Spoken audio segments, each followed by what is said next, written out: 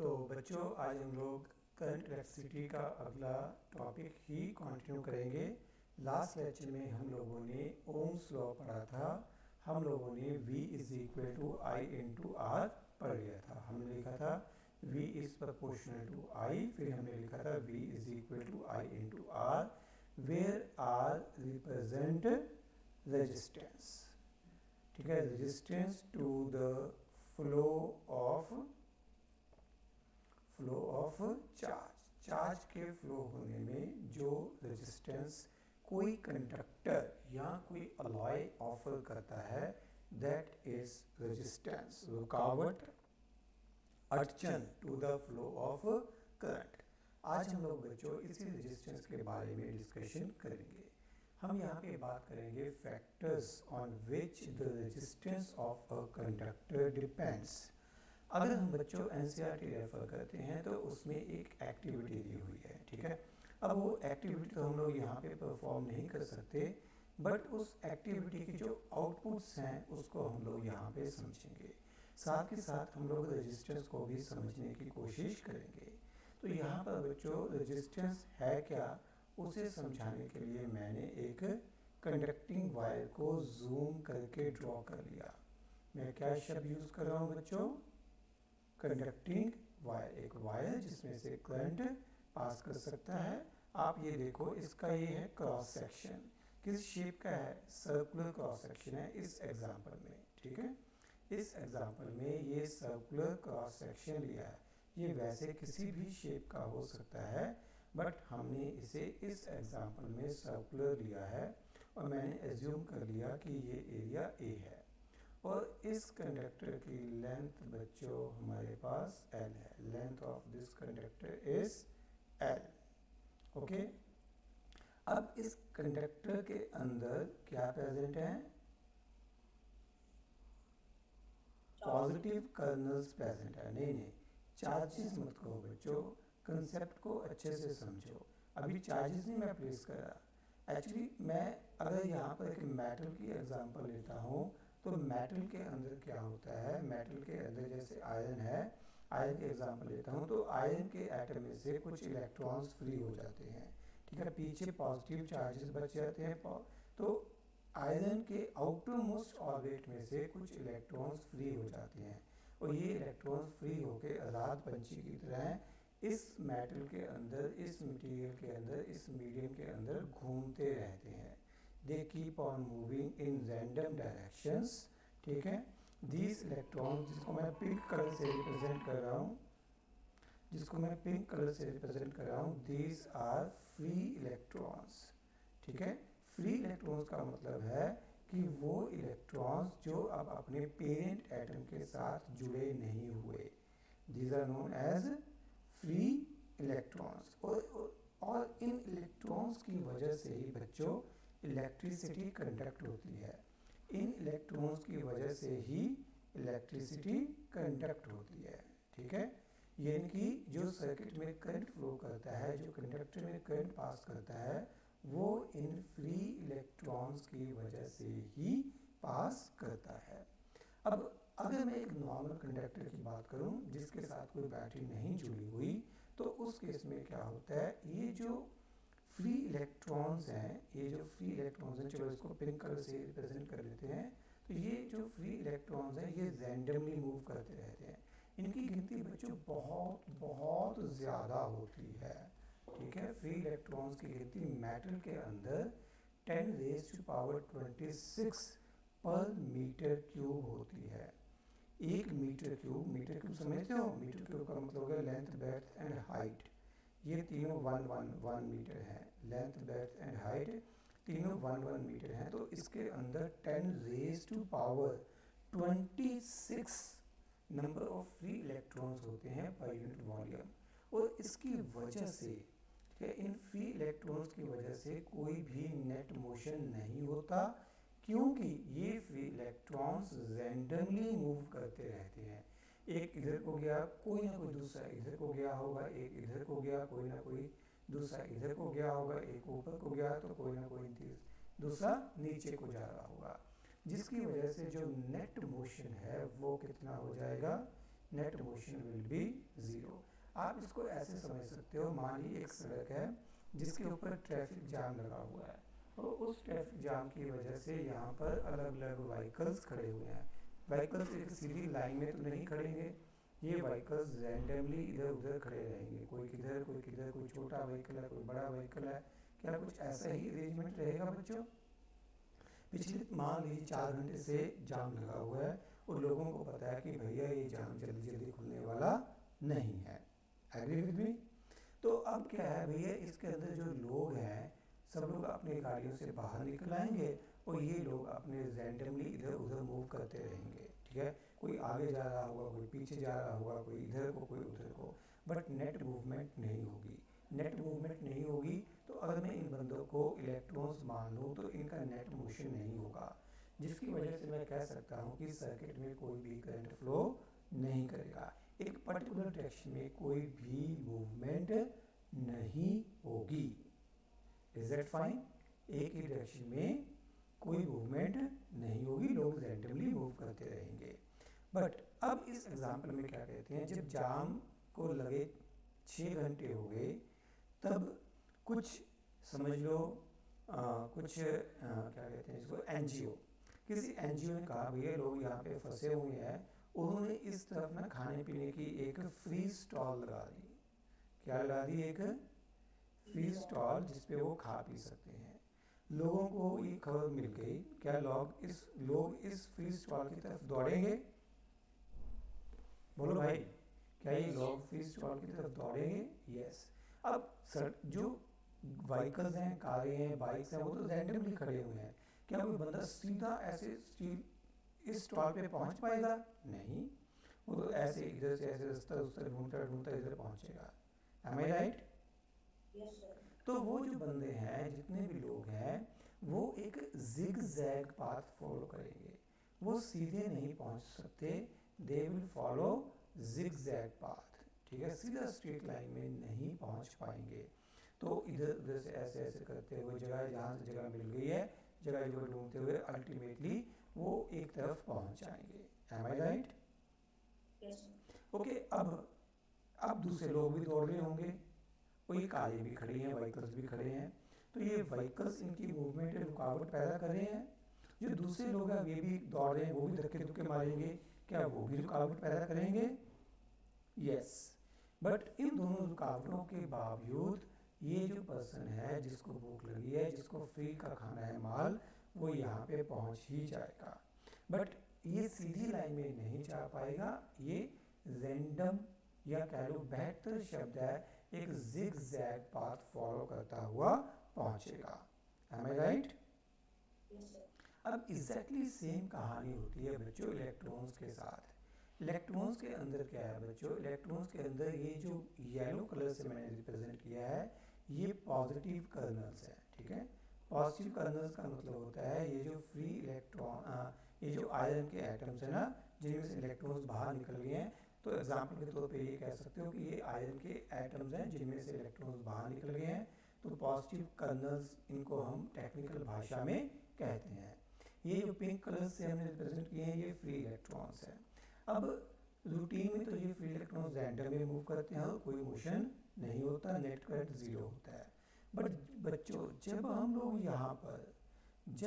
यहाँ पर एक बैटरी लगा देते हैं, बैटरी लगाने से क्या होता है, ठीक है, ये जगह थोड़ी मैनेज कर लो, इधर मेरे पास पॉजिटिव है और इधर बच्चों हमारे पास नेगेटिव है। तो अब हमने क्या किया, एक बैटरी लगा दी। बैटरी का जो बड़ी बड़ी लाइन है वो पॉजिटिव होती है, जो छोटी बड़ी लाइन है वो नेगेटिव होती है।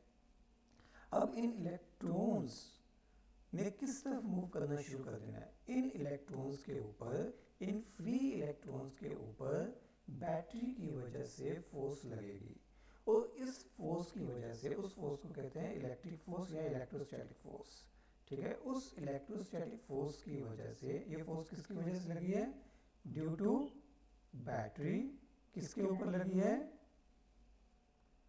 ऑन, बोलो बच्चों, ऑन फ्री इलेक्ट्रॉन्स। इस बैटरी की वजह से बच्चों ये फ्री इलेक्ट्रॉन्स इधर को मूव करना शुरू कर देते हैं, बट क्या वो सीधा, एकदम सीधा पॉजिटिव एंड तक पहुंच पाएंगे? देखो ये कंडक्टर का पॉजिटिव एंड है, जिस तरफ बैटरी का पॉजिटिव जुड़ा हुआ है ये पॉजिटिव एंड है, जिस तरफ नेगेटिव है बच्चों ये नेगेटिव एंड है। इलेक्ट्रॉन्स के ऊपर चार्ज कौन सा होता है, पॉजिटिव या नेगेटिव? नेगेटिव होता है। तो ये नेगेटिव चार्ज किस तरफ अट्रैक्ट होगा, पॉजिटिव की तरफ। तो ये सभी इलेक्ट्रॉन्स पॉजिटिव एंड की तरफ मूव करना शुरू करेंगे, बट ये सीधा तो मूव नहीं कर पाएंगे। क्योंकि रास्ते में क्या पड़ा है, रास्ते में पॉजिटिव कर्नल्स पड़े हैं। तो जब ये मूव करेंगे तो ये इन पॉजिटिव कर्नल्स के साथ भी टकराएंगे, एग्री विद मी? ये पॉजिटिव कर्नल्स के साथ भी टकराएंगे और दूसरे इलेक्ट्रॉन्स के साथ भी टकराएंगे, और जिसकी वजह से ये free electrons zig zag path follow करते हुए, सीधा ना मूव करते हुए जिग जैग पाथ फॉलो करेंगे। और ये रुकावट, इनकी मोशन में रुकावट कौन पैदा कर रहा है, बताओ बच्चों? इनके मोशन में रुकावट पैदा कर रहे हैं ये पॉजिटिव कर्नल्स। इनके मोशन में रुकावट कौन पैदा कर रहा है, बाकी के फ्री इलेक्ट्रॉन्स, या arrangement of these positive colonel's will create obstruction, will create resistance to the motion of these electrons. Am I right? Yes, sir. और जितनी, ध्यान से समझो बच्चों, जितनी ये लाइन लंबी होगी, मान लो यूँ समझो कि यहाँ से एक इलेक्ट्रॉन को चलना है, राइट मोस्ट एंड से एक इलेक्ट्रॉन को चलना है और इसे लेफ्ट मोस्ट एंड पे पहुँचना है। अगर यहाँ पर इन पॉजिटिव कर्नल्स की गिनती ज़्यादा होगी तो क्या ये इलेक्ट्रॉन आसानी से पहुंचेगा या ज़्यादा धक्के मुक्के खाएगा, ज़्यादा रुकावट महसूस करेगा, उसको लंबी दूरी तय करनी है, ज़्यादा डिस्टेंस कवर करना है, तो ये ज़्यादा बार पॉजिटिव कर्नल्स के साथ टकराएगा। Agree with me? And because of this, इसकी जो ऑब्स्ट्रक्शन है, जो रुकावट है, जो रेजिस्टेंस है to the conduction of current या to the flow of electrons, वो बढ़ जाएगी। Getting my point? The point I want to convey is, मैं स्लाइड चेंज करूंगा बच्चों, एक minute. The point I want to convey is कि अगर हमारे कंडक्टर की लेंथ ज़्यादा होगी तो ज़्यादा पॉजिटिव कर्नल्स आएंगे, तो यानी कि इलेक्ट्रॉन्स के मोशन में ज़्यादा रुकावट होगी। Agree with me? यानी कि रुकावट उतनी ज़्यादा होती है जितनी लेंथ की वैल्यू ज़्यादा है। यानी कि resistance of a conductor, R stands for resistance, resistance of a conductor is directly proportional to length of the conductor. जितनी रेजिस्टेंस की लेंथ ज़्यादा होगी उतनी रुकावट ज़्यादा होगी। Agree with me? ओके, अब बच्चों ये मान लो कि अगर मैं एक मोटा कंडक्टर ले लेता हूँ, ठीक है, क्या मोटे कंडक्टर में से इलेक्ट्रॉन ज़्यादा आसानी से पहुंच पाएंगे एज कंपेयर टू एक पतला कंडक्टर जिसका एरिया कम है? यस, क्योंकि उसको रास्ता ज़्यादा मिलेगा। एक सिंपल सी एग्जांपल है भैया, एक तंग गली है, एक तंग सड़क है और उसमें जाम लगा हुआ है। आप वहाँ से उस तंग सड़क से एक किनारे से दूसरे किनारे तक जाना चाहते हो तो आपको रुकावट ज़्यादा लगेगी, आपको ज़्यादा टाइम लगेगा। एक खुली सड़क है, जाम उस पर भी लगा हुआ है, बट फिर भी आपको रास्ता मिलने के चांसेस बढ़ जाएंगे, आप कहीं ना कहीं से जगह जगह ढूंढ के दूसरी तरफ पहुंच ही जाओगे। तो अगर ये एरिया ऑफ क्रॉस सेक्शन ज़्यादा हो तो क्या रेजिस्टेंस कम होगी? यस, मैं ये कह सकता हूँ कि resistance of the conductor is directly proportional to area of cross section.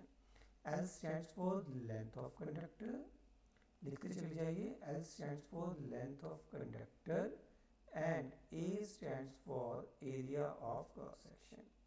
A stands for area of cross section. जितना area of cross section ज़्यादा होगा उतनी भैया रेजिस्टेंस ज़्यादा होगी।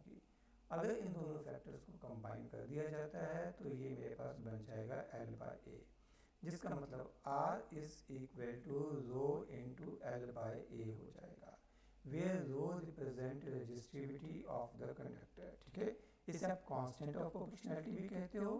ठीक है, ये नया सिंबल है बच्चों आपके लिए, ये एक ग्रीक अल्फाबेट है। ठीक है, जैसे आपने थीटा पढ़ा हुआ है ना, थीटा पढ़ा हुआ है ना, एंगल के लिए हम लोग यूज करते हैं, ऐसे ही ये रो है, RHO बोलते हैं रो, और ये है resistivity resistivity of the conductor. This represent resistivity of the conductor. Resistivity भी जो है ये रुकावट को ही रिप्रेजेंट करती है, कितनी रेजिस्टेंस, कितनी रुकावट ऑफर की जाती है। ठीक है बच्चों, तो अब ये जो रेजिस्टिविटी है, जो रुकावट है, ये दो फैक्टर्स के ऊपर डिपेंड करती है। Resistivity depends upon two factors, दो फैक्टर्स के ऊपर डिपेंड करती है। पहला फैक्टर होता है बच्चों नेचर ऑफ मटेरियल। क्या है बोलो? Nature of material. Nature of material का मतलब क्या है बच्चों? हमने आयरन यूज़ किया है, हमने कॉपर यूज़ किया है, हमने गोल्ड यूज़ किया है, हमने सिल्वर यूज़ किया है, या हमने मरकरी यूज़ किया है, या हमने कोई और अलॉय यूज़ किया है। अलॉय क्या होता है बच्चों? मिक्सचर ऑफ मेटल्स, है ना, जो हमने पहले ही बात की थी, हमने कोई और अलॉय यूज़ किया है। तो नेचर ऑफ मटेरियल के ऊपर डिपेंड करती है रेजिस्टिविटी की वैल्यू। एंड सेकंड फैक्टर है इट डिपेंड्स अपॉन टेम्परेचर। ठीक है, अब टेम्परेचर के साथ क्या वेरिएशन होती है, कितनी वेरिएशन होती है, ये बच्चों हमारे 10th के सिलेबस के स्कोप से परे है। बट आपको रिमेंबर, आपको लर्न जो करना है कि ये जो रेजिस्टिविटी है, रो जिसका सिंबल हमने लिखा है, ठीक है, पी को गोल मोल से मोड़ देना है बच्चों। ठीक है, ऐसे समझ में आ रहा है कैसे बनाया मैंने? This is resistivity. It depends upon two factors. One is nature of material and second factor is temperature. Is it clear to you? Yes, sir. Okay बच्चों, हम लोग एक बार एक्चुअली बच्चों मैंने पहले बोला सही था, यहाँ पे ना करते करते गलत लिख गया। जो रेजिस्टेंस है it is inversely proportional to area of cross section. हमने भी यही कहा था ना कि जितनी खुली जगह होगी उतनी रुकावट कम होगी, यही कहा था हमने। ये कहा था कि अगर एरिया लार्ज है देन रेजिस्टिविटी या रेजिस्टेंस लेस होगी। यही बात हुई थी ना कि अगर खुली जगह हो तो आसानी से हम मूव कर सकते हैं, तो अगर ये क्रॉस सेक्शन एरिया ज़्यादा होगा तो इलेक्ट्रॉन्स आसानी से जगह बना के निकल जाएंगे। तो हमने कहा सही था, वो पता नहीं क्या हो गया, मैंने गलती से 1/a की जगह a लिख दिया था। आप लोग ये करेक्शन बच्चों लगा लीजिए। क्या ये हो गया? तो ये हमारे पास बच्चों रेजिस्टेंस का फॉर्मूला है, इसको मैं अभी आगे भी डिस्कस करूंगा। ठीक है बच्चों, मैं स्लाइड चेंज करूंगा। हमारे पास बच्चों रेजिस्टेंस का फॉर्मूला क्या है, लिखिए R = रो इंटू L/A। अगर मैं इसको थोड़ा रीअरेंज कर दूं तो रो की वैल्यू बच्चों R इंटू A/L बन जाएगी। क्या ये क्लियर है? रो को एक तरफ रख लिया और बाकी टर्म्स को दूसरी तरफ शिफ्ट कर दिया। Is it okay with you? Yes, sir. अब बच्चों अगर मुझे लिखने हो units of resistivity, units of resistivity, resistivity के यूनिट्स बच्चों हमारे पास क्या आएंगे? रेजिस्टेंस के हैं ओम, एरिया के क्या है मीटर स्क्वायर, लेंथ के क्या है बच्चों मीटर। तो ये एक मीटर से मीटर कट गया तो हमारे पास यूनिट्स क्या बन गए? Ohm meter. Ohm meter is unit of resistivity. Ohm meter is units of resistivity. ठीक है, you should remember this. Is that fine with you? Okay बच्चों, अब हमारे पास यहाँ पर एक टेबल है, ये एनसीईआरटी से ही लिया हुआ डाटा है। इस टेबल में हमें कंपैरिजन करने को मिलेगा कि किस मटेरियल की रेजिस्टिविटी किस रेंज की होती है। लुक एट दिस,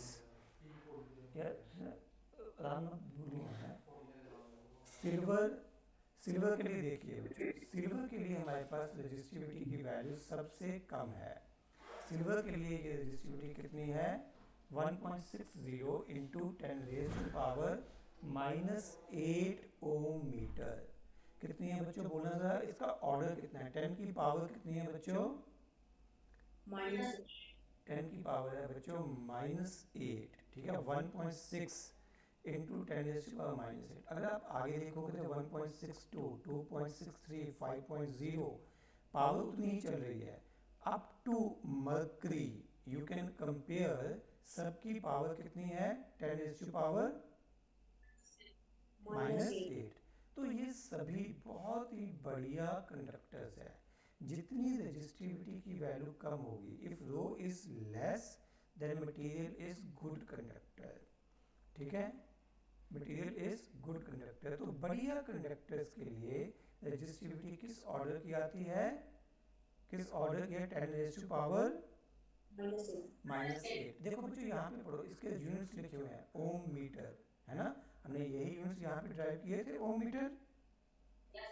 ओके, अब इन कंडक्टर्स में से भी बताओ कि सबसे बढ़िया किसकी है, सबसे कम रेजिस्टिविटी किसकी है? सिल्वर की सबसे कम है। और दूसरे नंबर पे क्या आता है बच्चों? कॉपर आता है। हमारे घरों में जितनी भी वायरिंग की होती है, जितने भी हाउस होल्ड सर्किट्स बनाए होते हैं, उन सब में बच्चों कॉपर यूज किया जाता है। सिल्वर ना यूज करने का कारण क्या है? सिल्वर महंगा होता है, एक कारण।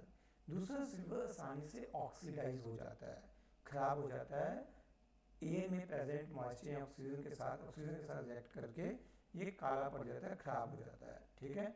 और वैसे भी अगर हम सिल्वर की तारें लगाएं तो रात को चोर लूट के ले जाएंगे, इतनी महंगी होंगी ना। तो इसलिए हम लोग क्या प्रेफर करते हैं? Second best option which is copper. और अगर हम ध्यान से देखें तो कॉपर एंड सिल्वर में कोई बहुत ज़्यादा फर्क भी नहीं है। सो वी विल प्रेफर, क्या प्रेफर करेंगे? कॉपर। सिल्वर की रेजिस्टिविटी लीस्ट है, बट प्रैक्टिकली यूज के लिए बच्चों हम क्या यूज करते हैं? कॉपर। सेकंड, जो एल्यूमिनियम है ना, सेकंड नंबर पे हम यूज करते हैं एल्यूमिनियम। ये भी प्रैक्टिकली यूज किया जाता है। एल्यूमिनियम कॉपर से सस्ता होता है, हल्का भी होता है aluminium, cheap and light. Aluminium is cheap and lighter than copper, जिसकी वजह से बच्चों हम लोग बहुत जगह जो लोग सस्ता माल बनाते हैं वो एल्यूमिनियम को यूज कर लेते हैं instead of copper. Is it okay with you? और लास्ट नंबर, इन मटेरियल्स में से लास्ट नंबर किसका आता है? मरकरी का। वैसे तो मैग्नीज भी है उसके बाद, बट मरकरी, यहां तक देखें तो मरकरी के केस में रेजिस्टिविटी ये हो जाती है 94 इंटू 10⁻⁻8 ओम मीटर। एम आई राइट? और अचानक से अगर मैं मैग्नीज को देखूं तो मैग्नीज की तो बहुत ज्यादा बढ़ गई ना, क्योंकि यहाँ पर 10⁻⁻8 की जगह कितनी हो गई? 10⁻⁻6। मैंने इनको डिवाइड करके आपको बताता हूँ कितने गुना फर्क पड़ जाता है। हमारे पास क्या था? 94, मुझे 94 मल्टीप्लाई बाय 10⁻⁻8 डिवाइडेड बाय कितना करना है? 1.84 10⁻⁻6। बच्चों ये वैल्यू लगभग आधी आती है, ठीक है, अप्रॉक्सीमेटली आधी। यानी कि जो मरकरी की रेजिस्टिविटी है, यहाँ पे ऐसे लिख सकते हैं, देखो बच्चों, resistivity of mercury it is almost, ये होता है लगभग, nearly, almost half of resistivity of manganese, ठीक है बच्चों। ओके, इसके आगे बच्चों बारी आती है हमारे पास अलॉयज की। अलॉयज पे फोकस करो। अगर मैं अलॉयज में देखूं तो यहाँ पर बच्चों मेरे पास क्या ऑर्डर आ रहा है? 10⁻⁻6। तो अगर मैं ये कहूँ कि मेटल्स की रेजिस्टिविटी भी कम है और अलॉयज की भी कम है, बट इन दोनों में मेटल्स की सबसे कम है, अलॉयज की उससे ज्यादा है। Agree with me? मेटल्स के लिए अगर रफली कहें तो मेटल्स के लिए जो पावर है वो 10⁻⁻8 ओम मीटर में आती है, और अलॉयज के लिए जो पावर है वो 10⁻⁻6 ओम मीटर में आती है। Agree with me? ओके, आगे देखो, हम लोगों ने शायद लास्ट लेक्चर में नाइक्रोम के बारे में बात की थी, है ना। मैंने कहा था कि नाइक्रोम एक अलॉय है। नाइक्रोम, कांस्टेंटाइन, मैंगनीज, ये सभी अलॉयज हैं। किस चीज मेटल के बने हुए? ये लिखा हुआ है कॉपर एंड निकल का, कॉपर मैग्नीज एंड निकल का, copper nickel chromium manganese and iron का। तो ये अलग अलग मटेरियल्स, अलग अलग मेटल्स के मिक्सचर्स के साथ बने हुए हैं, ये सभी अलॉयज हैं। और इन अलॉयज की ये खासियत रहती है, रेजिस्टिविटी remains almost constant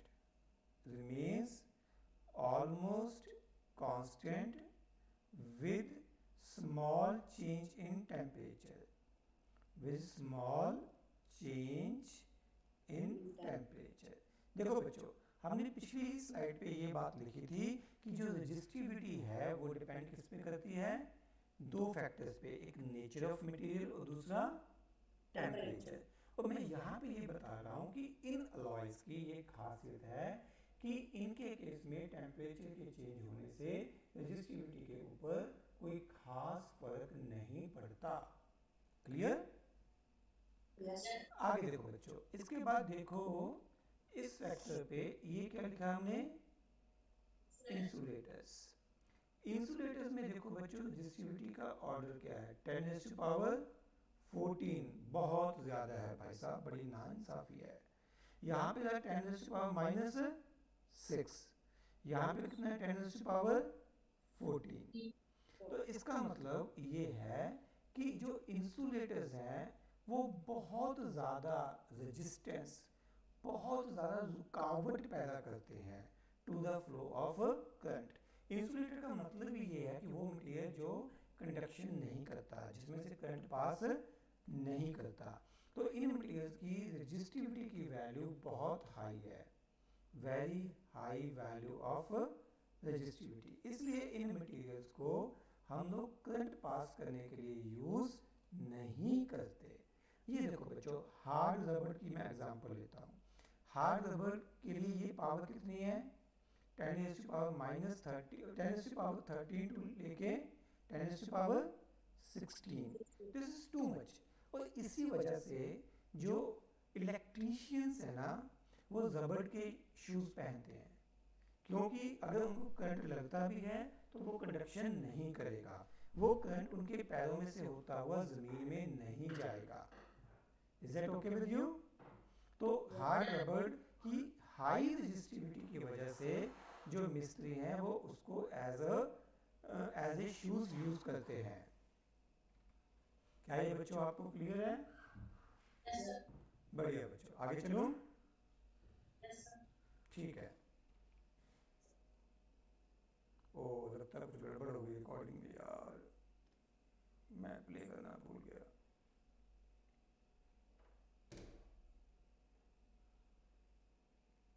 एक मिनट को बच्चों, गिव मी 1 मिनट।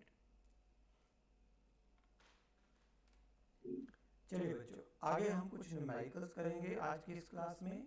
हमारे पास पहला न्यूमेरिकल है, how much current will an electric bulb draw from a 220 volt source if the resistance of the bulb filament is 1200 ohm। ये NCERT की ही example है बच्चों। फर्स्ट पार्ट करेंगे। फर्स्ट पार्ट में हमें क्या दिया हुआ है, पोटेंशियल डिफरेंस कितना दे रखा है बच्चों। फर्स्ट पार्ट में पोटेंशियल डिफरेंस कितना दे रखा है, बोलो भाई, 220 वोल्ट।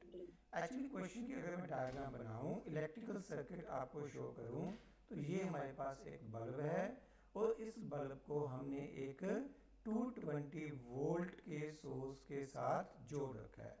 ये 220 वोल्ट का एक सोर्स है और इस बल्ब की, इस फिलामेंट की जो रेजिस्टेंस है, रेजिस्टेंस को R से डिनोट करते हैं, ये 1200 ओम है। और हमें बताना है कि करंट कितना पास करेगा।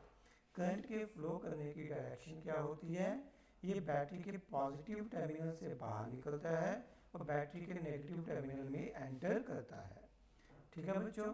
तो हमें क्वेश्चन में रेजिस्टेंस की वैल्यू कितनी दे रखी है, resistance R is given to us 1200 ohm. तो क्या हमें ओम्स लॉ पता है? We know that V is equal to I into R। तो I की वैल्यू बच्चों V बाई R बन जाएगी और V की वैल्यू बच्चों कितनी होगी, 220 बाई 1200। ये 0 से 0 कट जाएगा, ये 11 बाई 60 एम्पियर बन जाएगा। देखो बच्चों, क्या आपका आंसर 11 बाई 60 एम्पियर आया? Yes. मैंने इसके आंसर नहीं लिखे हुए हैं, तो जो हमारा आंसर आएगा उसी को ही हम लोग सही मान के चलेंगे। इसको सॉल्व करने के बाद बच्चों ये मेरे पास 0.1833 एम्पियर आ जाता है। Is it okay with you? Yes, sir. बढ़िया बच्चों, अगर नोट हो गया हो तो मैं आगे चलूं? Yes, sir. Sir, 1 minute. हाँ जी, टेक योर टाइम। देखते हैं बच्चों हमारे पास अगला पार्ट क्या है क्वेश्चन का। क्वेश्चन का बी पार्ट हमारे पास है, how much current will an electric heater, देखो पहले बात हो रही थी बल्ब की, अब किसकी बात हो रही है? हीटर की। Heater coil draw from a 220 volt source, फिर से पोटेंशियल डिफरेंस कितना दे रखा है? 220 वोल्ट सोर्स, 20 volt. जब हीटर कॉइल की रेजिस्टेंस 100 ओम है। ध्यान दो बच्चों कि जो हीटर कॉइल है ना, उसकी रेजिस्टेंस बल्ब की रेजिस्टेंस से कम है। ये अगर मैं हीटर बना लूं तो हीटर की जो रेजिस्टेंस है वो 100 ओम है, जबकि जो बल्ब था उसकी रेजिस्टेंस बच्चों कितनी लिखी थी हमने? 1200। ये सोर्स कितना दे रखा है? 220 वोल्ट। तो क्या हम ओम्स लॉ अप्लाई कर सकते हैं? V is equal to I into R. तो यहाँ से I की वैल्यू बच्चों क्या बन जाएगी? V by are. V कितना है? 220 और R की वैल्यू बच्चों हमारे पास 100 है। तो क्या सॉल्व करके बच्चों ये 2.2 एम्पियर बन जाएगा? Yes, sir. हाँ जी, क्या मैं मानूं सबको क्लियर है? Yes, sir. ठीक है बच्चों, आगे बढ़ेंगे। अगला क्वेश्चन है बच्चों आप लोगों की स्क्रीन पर, the potential difference between the terminals of an electric heater is 60 volt when it draws a current of 4 ampere from the source. तो हमें क्वेश्चन में ये दे रखा है कि पोटेंशियल डिफरेंस की वैल्यू हमारे पास 60 वोल्ट है when a current of 4 ampere is passing through it and we have to find out, नहीं, उसके बाद ये लिखा हुआ है what current will the heater draw. ये ऐसा मान लो ये पोटेंशियल V1 है और ये करंट I1 है। अब पूछा गया क्वेश्चन में करंट कितना पास करेगा जब पोटेंशियल डिफरेंस की वैल्यू 120 वोल्ट हो जाए। पहले कितना पोटेंशियल डिफरेंस था? 60 वोल्ट। अब कितना हो गया बच्चों? 120 वोल्ट। देखो बच्चों जो इलेक्ट्रिक हीटर हमें दिया हुआ है, हीटर तो सेम है, हीटर में तो कोई चेंज नहीं आया, यानी कि उस हीटर की रेजिस्टेंस तो सेम रहेगी। मैं रेजिस्टेंस R मान लेता हूँ, ठीक है बच्चों। तो पहले पोटेंशियल कितना था? 60 volt and 60 volt potential difference की वजह से सर्किट में करंट कितना पास कर रहा था? 4 एम्पियर। एम आई राइट? Yes, sir. अब क्या हुआ? रेजिस्टेंस तो वही रही बच्चों, बट इस बार हमने जो बैटरी जोड़ी उसका पोटेंशियल हो गया 120 वोल्ट और करंट भैया कितना रह गया? वो I2 हमें कैलकुलेट करना है। तो बच्चों हम लोग यहाँ पर 2 बार ओम्स लॉ अप्लाई करेंगे। क्या आप ट्राई कर सकते हो 2 बार ओम्स लॉ अप्लाई करने की? Yes, sir. आपके पास फॉर्मूला क्या होता है? V is equal to I into R. तो V1 is equal to I1 into R. V1 कितना है बच्चों? 60, करंट I1 है 4, रेजिस्टेंस R हमें ढूंढनी पड़ेगी। क्या यहाँ से बच्चों आपकी रेजिस्टेंस R 15 ओम आ जाएगी? Yes, sir.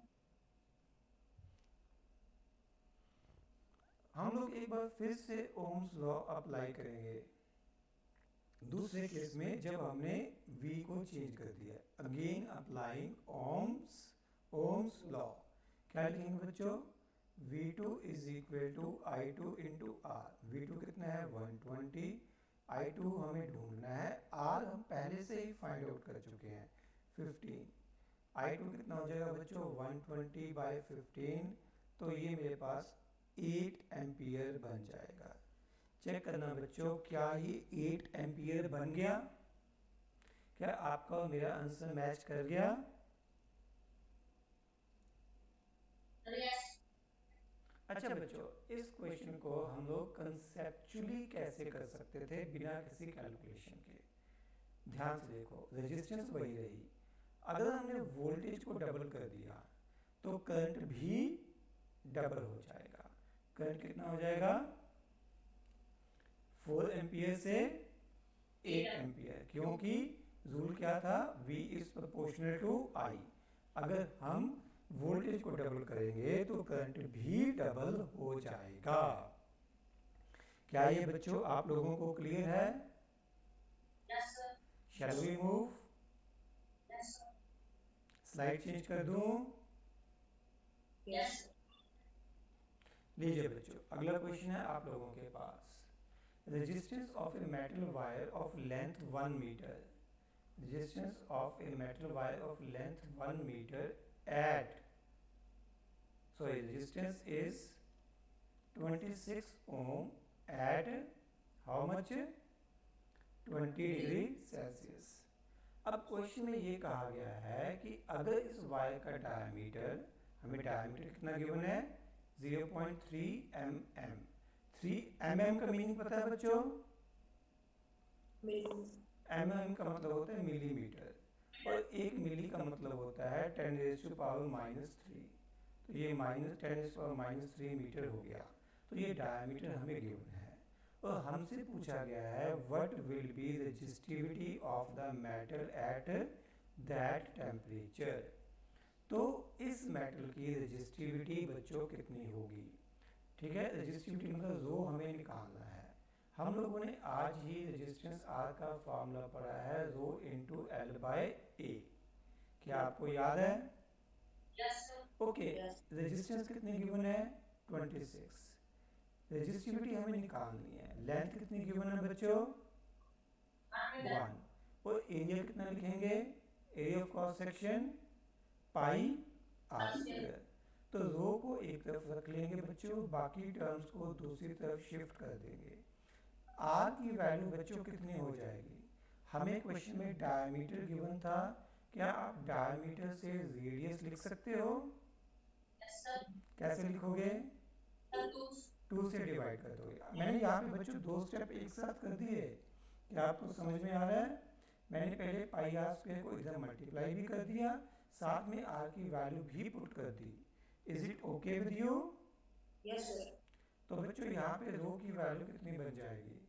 26 multiply by 22 by 7 into 0.09 into 10⁻⁻6 by 4।